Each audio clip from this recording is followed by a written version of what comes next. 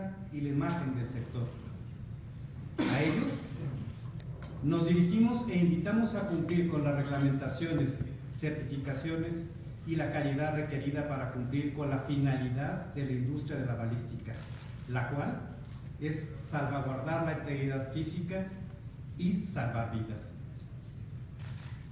Como consejo, tenemos el firme propósito de contribuir para tener un México más seguro a través de nuestros diversos productos y servicios del blindaje, pero también en el blindaje social, que es muy necesario, que preocupa y nos ocupa.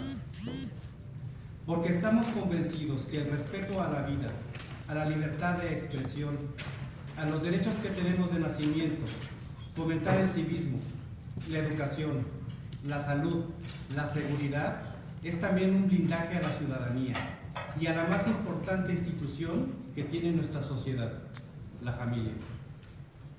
Por esta razón, realizamos el año pasado el Foro Nacional de Seguridad para el Periodista y esperamos que se haga eco, deseando que se detenga la violencia contra el periodismo.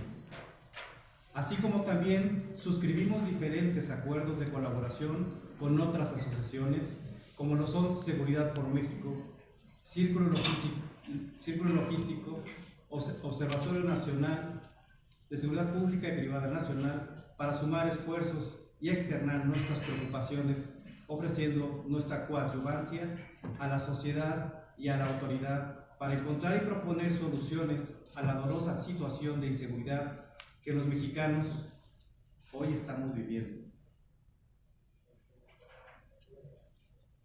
Dejo la siguiente reflexión, porque nunca es tarde. Es imperativo para alcanzar la justicia, la paz y tranquilidad que todos anhelamos, que se gestione un efectivo plan de estrategia y seguridad nacional, excluyendo las estrategias que no han funcionado, como lo son la declaratoria de guerra contra el crimen, porque los daños colaterales han sido mayores que los resultados positivos. Ni tampoco tomar en cuenta la paz barata que en la retórica nos han incluido, porque nos está costando muy cara y sigue desangrando a nuestro México.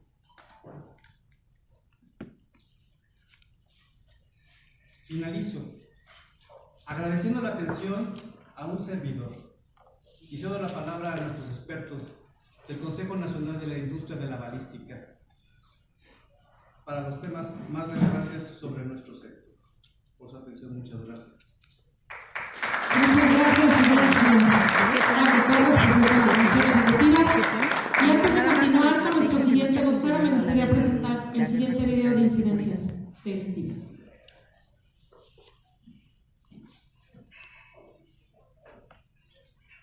Darle la palabra a René Fausto Rivera. ¿Qué tal? Buenos días a todos y a todas. Muchas gracias por acompañarnos. Es un orgullo para el Consejo Nacional de la Industria y la Balística que nos hagan el favor de acompañarnos. A mí me toca hablar acerca de estos datos duros, pero yo quisiera empezar primero con una reflexión. ¿Quiénes tienen 35 años, más o menos, que están aquí presentes de los medios de prensa que nos hacen el favor de acompañarnos? A lo mejor ustedes están muy jóvenes para saber cómo es que hoy llegamos aquí. Y eso es lo que me gustaría platicar, porque a lo mejor hoy vemos las cifras que tenemos hoy en día, los homicidios dolosos que hay, todos los delitos, pero yo creo que todo tiene un inicio, y en el caso de un servidor que le apasiona leer acerca de estos datos, podríamos decir que todo empezó en el sexenio del presidente Vicente Fox, donde hubo 60,000 muertes. Hoy se están rondando cerca de los 130,000 muertos en este sexenio, que todavía no termina, pues estamos impresionados. O más bien, yo creo que ya no nos impresionamos. Hemos perdido la capacidad de asombro. Y quisiera hacer por estas, más o menos con estas reflexiones.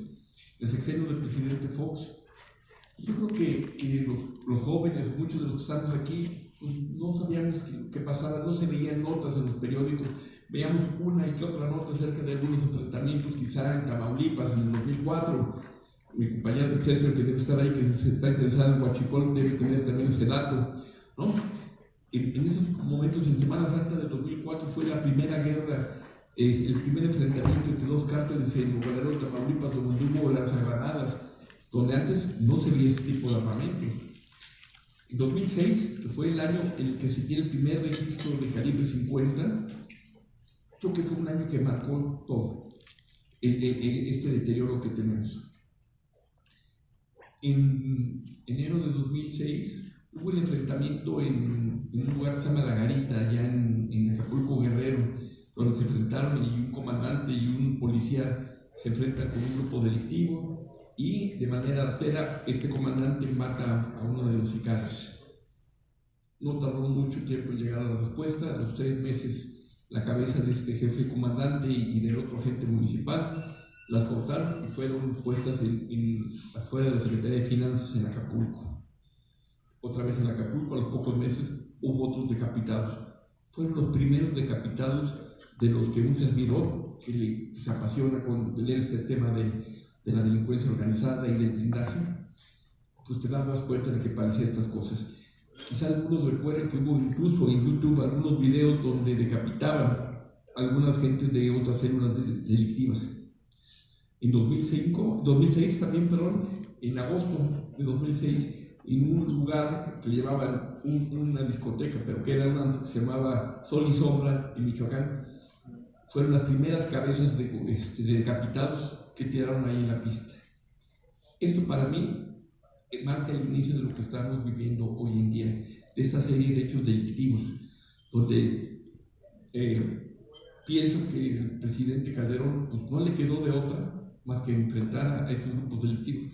Faltó técnica, faltó planeación, es probable, no sé porque yo no estuve en sus zapatos, pero incluso el gobernador de Michoacán en ese momento llega a pedir ayuda al gobierno federal para pedir el auxilio, porque esas zonas estaban saliendo de control. Y todos aquellos, deben ustedes recordar en aquellas épocas que se hablaba quizá de 5 o 6 estados que eran focos rojos, lo que era Nuevo León, Tamaulipas, Coahuila, una parte de Chihuahua, de Baja California, que ha sido siempre clásico. Estas zonas porque son el corredor de la frontera que manejan lo que es el cruce de inmigrantes, el cruce de droga para Estados Unidos. Esas zonas eran las que estaban quizá con un poco de problema, y la zona de Michoacán empezaba a tener esos focos rojos, donde luego nuevamente en 2008, algunos quizá ustedes se acuerdan que en el grito del 15 de septiembre hubo unos granadazos que no se había visto antes que hubiera este tema, ¿no? De granadas, y después de ahí se volvieron recurrentes. En este grito del 15 de septiembre de 2008 en Michoacán, donde hubo varias personas muertas, muchas personas heridas y varias mutiladas por esas granadas. Entonces, pues de ahí empieza, pienso yo, toda esta descomposición que hemos visto, y donde si antes estaban 5 o 6 estados en foco rojo, hoy pasamos a más, son 5 o 6 estados que están bien, más a lo mucho, y todos los demás estados ya están con focos rojos.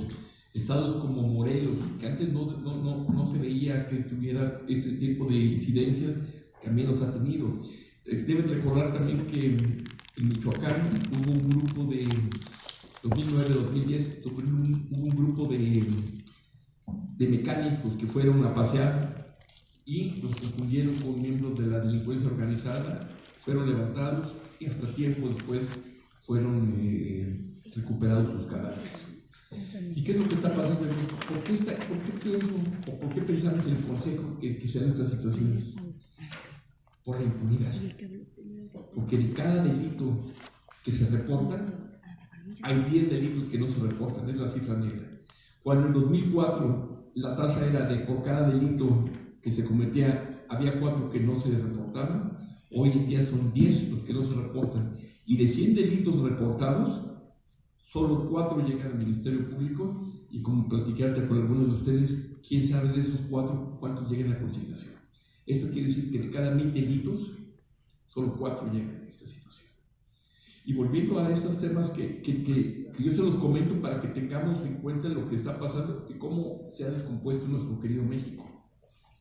En 2009, 2010, Nuevo León era un estado que tenía focos rojos terribles. unos muchachos, unos estudiantes, fueron matados, se fueron confundidos por el ejército y matados como delincuentes, y costó mucho trabajo pues demostrar que ellos no tenían armas.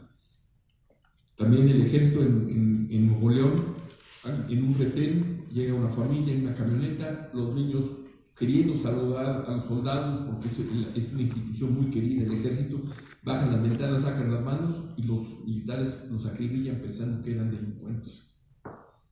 Entonces, claro que sí, una terrible descomposición, pero no creo que haya sido cuestión de una sola política de gobierno. Se conjugaron diversas cosas. Sin embargo, pienso yo que en aquella época los delitos eran menos. Básicamente se centraba en lo que era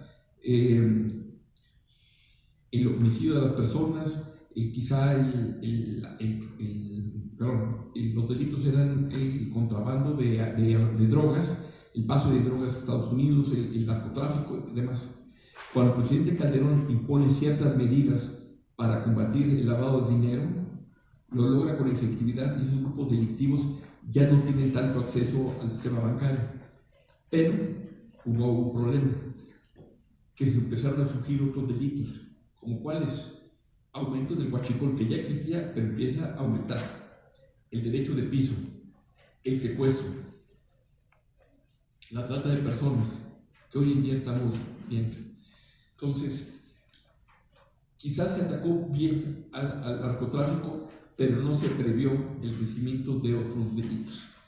¿Qué es lo que nos está llevando hoy aquí? El sexenio del presidente Fox hubo aproximadamente 60-70 mil muertos. Con el presidente Calderón hubo 120,000 muertos. Y creo que hizo un buen trabajo. En lo personal, creo que hizo un buen trabajo. Que faltó tiempo, sí, sin lugar a dudas. En el sexenio del presidente Peña Nieto,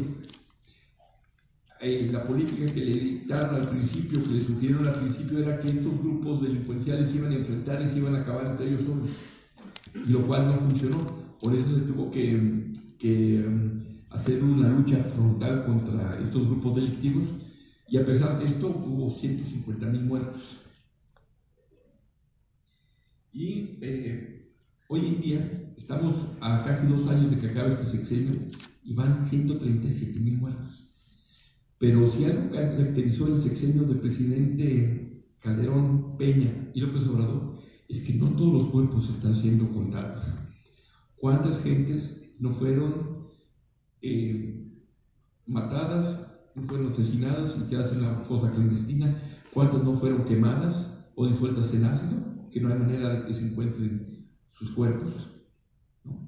Esas personas no tenemos un registro. Incluso ustedes recuerdan que hace unos meses en Michoacán hubo un evento donde a 17 personas que fueron a un velorio las pusieron contra la pared de una casa, los asesinaron, los rafaguearon. ¿Y qué hicieron? Subieron los cadáveres a unas camionetas y se los llevaron. Entonces, para el gobierno, si no hay cadáveres, no los contabilizan. ¿Cuántos de estos casos no hay? Acabamos de ver en Matamoros el viernes pasado, que se levantaron a 4 personas que resulta que ahora que son gentes de nacionalidad americana, y gracias a la presión del gobierno de Estados Unidos, en 4 días ya lograron que estas personas fueran devueltas.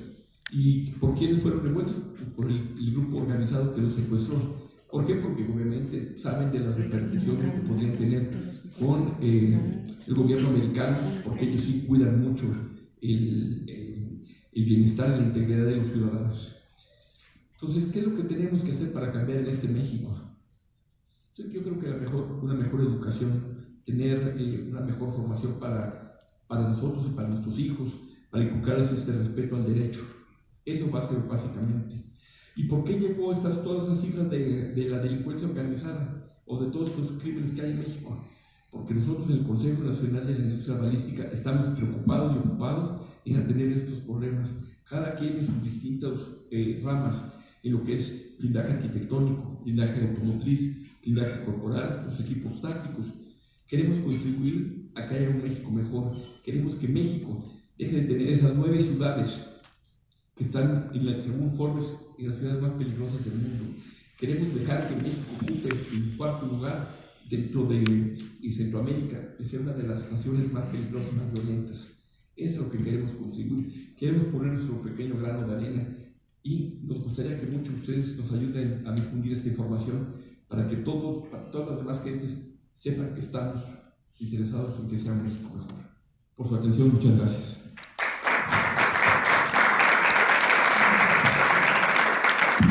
Muchas gracias, René. Continuamos con nuestro siguiente vocero, Daniel Portugal.